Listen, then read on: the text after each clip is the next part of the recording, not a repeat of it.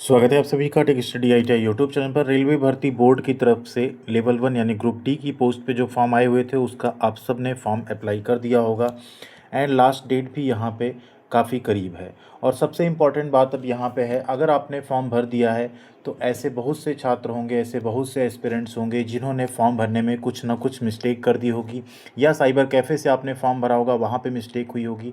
और कुछ मिस्टेक्स ऐसी हैं, अगर उन्हें आप करेक्ट नहीं करते हैं तो आपका फॉर्म रिजेक्ट हो जाएगा और आप जो भी मेहनत कर रहे हैं ना उस पर आपके पानी फिर जाएगा। तो क्या क्या आप करेक्ट कर सकते हैं, क्या ऐसी चीज़ है जिसे आप अगर नहीं करेक्ट करते तो आपका फॉर्म बिल्कुल सब एक तरफ से रिजेक्ट कर दिया जाएगा और आप एग्ज़ाम भी नहीं देने पाएंगे, स्पेशली सिग्नेचर। उसमें क्या क्या गाइडलाइंस हैं एंड बाकी आप क्या क्या चीज़ें एडिट कर सकते हैं उस पर कंप्लीट इस वीडियो में बात करेंगे। तो प्लीज़ वीडियो को लाइक एंड चैनल को सब्सक्राइब जरूर कीजिएगा। एंड साथ में आप लोग टेलीग्राम पे नहीं जुड़े हैं तो कमेंट सेक्शन में आपको लिंक मिल जाएगी, ज़रूर जुड़ जाइएगा। आप सभी को पता है कि जो करेक्शन विंडो है, फॉर्म भरने की लास्ट डेट है यहाँ पे 11 मार्च, यानी आज ही है लास्ट डेट। तो आज कुछ छात्र हो सकता है आज भी फॉर्म भर रहे होंगे। अब आप देख लीजिएगा किस जून से आप फॉर्म भरेंगे। जो करेक्शन विंडो है वो 12 मार्च से लेके 21 मार्च 2026 तक ओपन रहेगी। लास्ट डेट का आपको वेट नहीं करना है, पहले अगर मिस्टेक है कुछ तो करेक्ट कर लेना है। क्या क्या करेक्ट करना है, क्या स्पेशली आप ज़रूर करेक्ट करेंगे उसे आगे बताएंगे। उसके पहले आप सबसे हम बात करना चाहेंगे, अगर आप गवर्नमेंट जॉब की प्रिपरेशन के लिए अलग अलग सोर्स यूज़ करके थक गए हैं तो अब सब कुछ आपको एक ही जगह पर मिल जाएगा, टेक्स्ट बुक सुपर पास लाइव में। अब ये टेक्स्ट बुक सुपर पास लाइव आप सिर्फ 1 रुपये में ट्राई कर सकते हैं। 2 दिन का आपका ट्रायल होगा सिर्फ 1 रुपये में। और आप हमारा जो कोड यूज़ करेंगे YITI, तो उस केस में आपको जब आप ट्रायल के बाद एक्चुअल परचेज करेंगे तो वहाँ आपको 12% का डिस्काउंट भी मिलेगा। तो पहले आप ट्राई करें, उसके बाद आपको डिसाइड करना है कि आप यहाँ पे टेक्स्ट बुक सुपर पास लाइव यूज़ करना चाहते हैं या नहीं। यहाँ आपको 375 प्लस गवर्नमेंट जॉब्स जो होंगी उनकी प्रिपरेशन, जैसे SSC, railway, banking, teaching, state exam, उन सब की एक ही सब्सक्रिप्शन में आपको तैयारी करने का मौका मिल जाएगा। एंड डेली आपको लाइव क्लास, रिकॉर्डेड क्लास भी मिलेगी जिससे आप अपनी कन्वेंस के अकॉर्डिंग उसे पढ़ सकें और सीख सकें। साथ ही साथ आपको नोट्स, प्रीवियस ईयर के क्वेश्चन और फुल लेंथ के मॉक टेस्ट भी इसमें मिलेंगे जिससे आप रियल एग्ज़ाम के लेवल की प्रैक्टिस कर सकें, नोट्स के साथ एंड प्रीवियस ईयर के क्वेश्चन साथ में मॉक टेस्ट के साथ। तो ये सबसे इंपॉर्टेंट इसमें है, अगर आप इससे प्रिपेयर करते हैं तो हज़ारों टॉपर्स अपना सिलेक्शन टेक्स्ट बुक सुपर पास से ले चुके हैं। आप भी अपना सिलेक्शन ले सकते हैं। टेक्स्ट बुक सुपर पास लाइव हो चुका है, 1 रुपये में आप ट्राई कर सकते हैं 2 दिन के लिए। एंड कूपन YITI ज़रूर यूज़ करिएगा ट्रायल के टाइम पे, जिससे आप जब एक्चुअल परचेज करें तो आपको 12% का डिस्काउंट ज़रूर मिले। अब यहाँ बात करते हैं, जैसे आप यहाँ 12 मार्च से लेकर 21 मार्च के बीच में आपका करेक्शन होना है तो आप क्या क्या करेक्ट कर सकते हैं, क्या क्या चीज़ें आप सही कर सकते हैं। देखिए सिंपल है, जो आपने चूज एन RRB है, यानी RRB जो चूज करके आपने अगर फॉर्म सबमिट कर दिया है, तो नहीं किया तो अभी तो आप बदल सकते हैं। Choose an RRB, email ID और मोबाइल नंबर, ठीक है, email ID and mobile number जो आपका है उसको छोड़कर बाकी सब कुछ आप चेंज कर सकते हैं। आप अपने नाम में कोई करेक्शन है तो कर सकते हैं, फादर्स नेम में करेक्शन कर सकते हैं, मदर्स नेम में करेक्शन कर सकते हैं, डेट ऑफ बर्थ आप अपनी चेंज कर सकते हैं। इसके अलावा जेंडर अपना आप चेंज कर सकते हैं, कोई एड्रेस में मिस्टेक हो गई उसे चेंज कर सकते हैं, क्वालिफिकेशन में आपने कुछ नहीं दिया, नंबर गलत पड़ गए, पासिंग ईयर गलत हो गया, स्कूल का नाम गलत हो गया, उसे आप सही कर सकते हैं, ठीक है। ये सब के अलावा सबसे इम्पॉर्टेंट आपका आ जाता है फ़ोटो और सिग्नेचर, जिस पे सबसे ज़्यादा फॉर्म रिजेक्ट होते हैं। फ़ोटो एंड सिग्नेचर भी आप चेंज कर सकते हैं। और एक प्लीज़ ध्यान दीजिएगा, नाम, पापा का नाम, मम्मी का नाम, डेट ऑफ बर्थ, इसको प्लीज़ ज़रूर करेक्ट कर लीजिएगा, नहीं तो सिलेक्शन के बाद DB के टाइम पे ना आप बाहर कर दिए जाएंगे, बहुत प्रॉब्लम होगी आपको। अब फ़ोटो, तो फ़ोटो में तो बहुत ज़्यादा फॉर्म रिजेक्ट नहीं होते अगर आपका फ़ोटो एक्सेप्ट हो गया है तो, लेकिन सिग्नेचर एक ऐसा टर्म है जिसमें रेलवे सबसे ज़्यादा फॉर्म रिजेक्ट करता है। तो ये एक ऐसा पार्ट है जिसका अगर आपने गलत किया है तो प्लीज़ प्लीज़ प्लीज़ उसे ज़रूर करेक्ट कर लीजिएगा। अब करेक्शन के लिए पैसे भी लगेंगे यहाँ पे, ठीक है, 250 रुपये आपको पे करना होगा जो कि नॉन रिफंडेबल है। आप जो भी करेक्शन करेंगे उसका 250 रुपये आपको पे करना पड़ेगा। अगर आप करेक्शन कर देते हैं, फ़ीस नहीं पे करते हैं 250, तो आपका जो पहले वाला फॉर्म है वही माना जाएगा, करेक्टेड फॉर्म आपका एक्सेप्ट नहीं होगा, ठीक है। अब सिग्नेचर की गाइडलाइन की बात करें यहाँ पे, इसे हम थोड़ा सा ऐसे स्क्रीन कर लेते हैं। तो सिग्नेचर की गाइडलाइन में रेलवे ने एक चीज़ कहा है कि आपका सिग्नेचर जो है रनिंग हैंड में होना चाहिए। अब रनिंग हैंड, जैसे सपोज करिए मेरा नाम नीरज है, ठीक है, तो अगर मैं ऐसा साइन कर देता हूँ, कुछ कैपिटल कुछ स्मॉल या ऐसा ऐसा, तो ये एकदम से आपका फॉर्म रिजेक्ट हो जाएगा। अगर गलती से नहीं भी रिजेक्ट होता है ना तो आप एग्ज़ाम दे लेंगे, DB के टाइम पे आपको बिल्कुल बाहर कर दिया जाएगा, ठीक है। तो ये आपको ध्यान रखना है, कैपिटल लेटर में आपका साइन नहीं होना चाहिए। दूसरा, आप मान लीजिए ऐसा साइन करते हैं, अक्षर आपस में जो आपके ये वर्ड्स है ना, ये जुड़े नहीं हैं, तो ये भी आपका फॉर्म जो है सिग्नेचर एक्सेप्ट नहीं किया जाएगा। फॉर्म आपका रिजेक्ट हो सकता है ना हो, लेकिन हो सकता है हो भी जाए, तो इसे आपको करेक्ट कर लेना। अगर इस तरह से आपका फॉर्म है, आपका इस तरह से रनिंग हैंड में साइन होना चाहिए, ठीक है। मतलब आपके नाम जो भी वर्ड्स हैं ये आपस में जुड़े रहने चाहिए। अब बात आती है यहाँ पे कि आपने अगर हिंदी में साइन किया है उस केस में क्या होगा। तो अगर आपने हिंदी में साइन किया हुआ है तो कोशिश करिए, वैसे हिंदी का कोई गाइडलाइन नहीं आया, लेकिन उन्होंने कहा है रनिंग हैंड में, तो रनिंग हैंड जनरली इंग्लिश की राइटिंग में ही माना जाता है।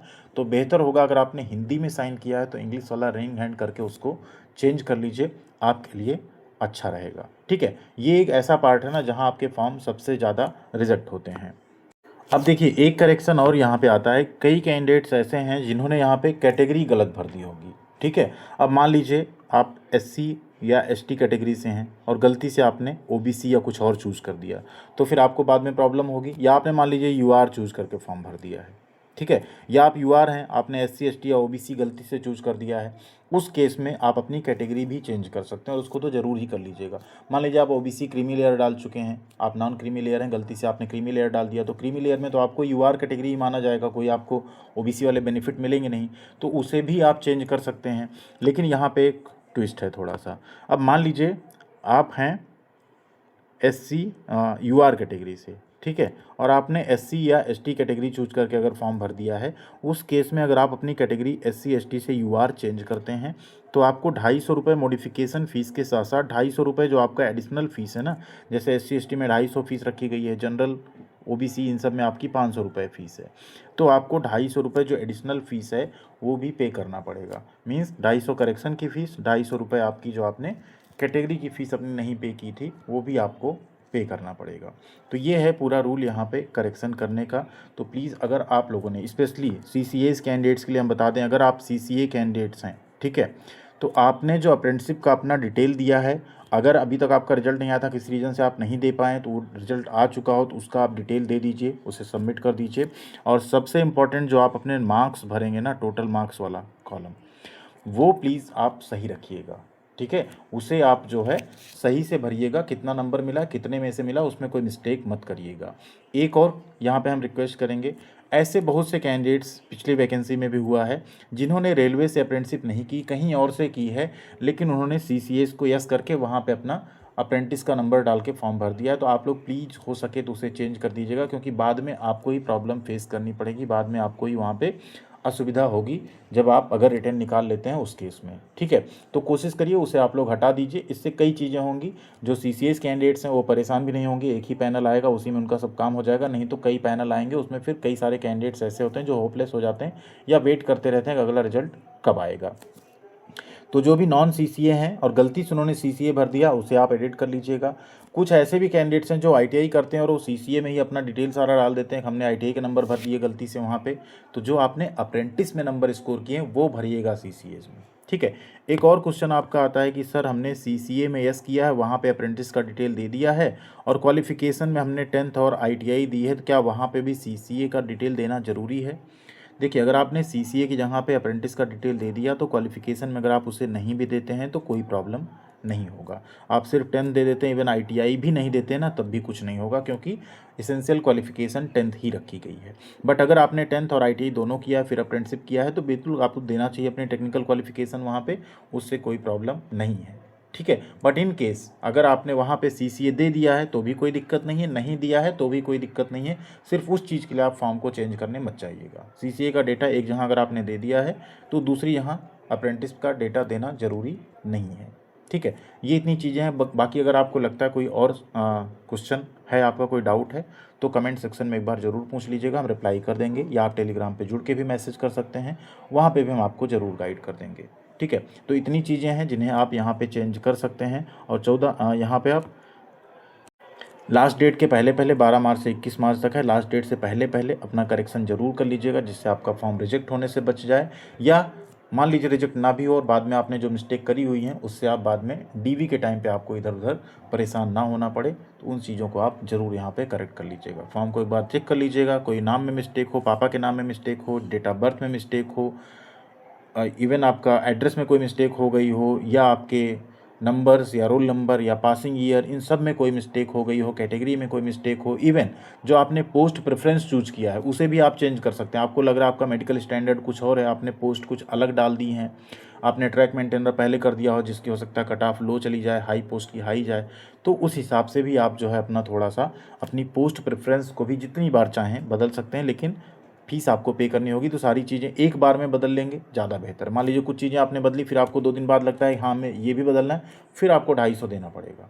तो बेहतर होगा एक बार में सारे करेक्शन देख लीजिए क्या क्या करना है, उन सब करेक्शन को एक बार में करके एक बार में 250 रुपये पे करके वापस एप्लीकेशन फॉर्म का अपने प्रिंट ले लीजिए, जिससे आप टेंशन फ्री रहें।